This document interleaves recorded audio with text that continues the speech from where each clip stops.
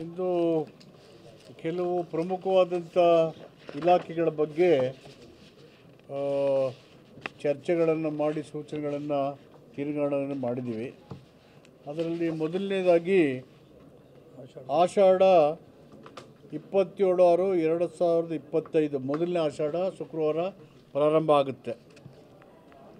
ಎರಡನೇದು 4/7/2025, ಮೂರನೇದು 11/7/2025, ನಾಲ್ಕನೇದು 17/7/2025, ಐದನೇದು ಕೊನೆಯದು 18/7/2025.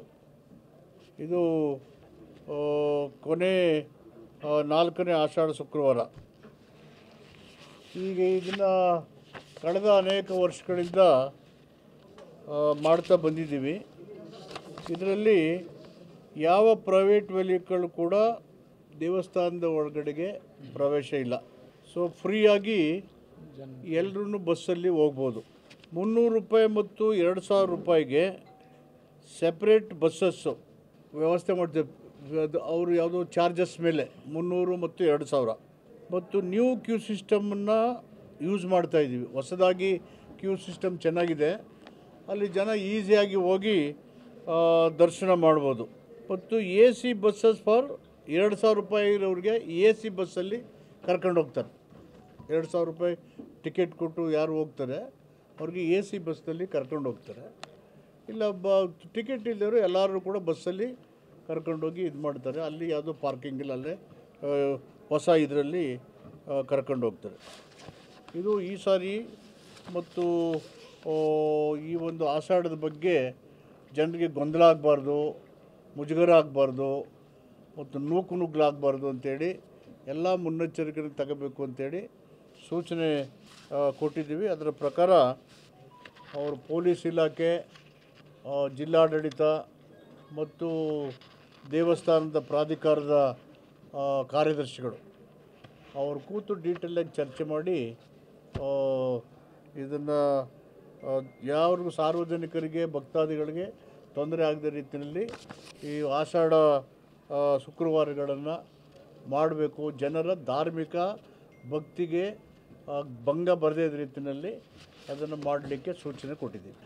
ಈಗ ಈ ಪಾಸು ಕೊಡ್ತಾರೆ, ಅವರೊಂದು ಲೈನ್ ಬರ್ತಾರೆ, ಇವರು ಜನರಲ್ಲೂ ಕ್ಯೂ ಬರ್ತಾರೆ.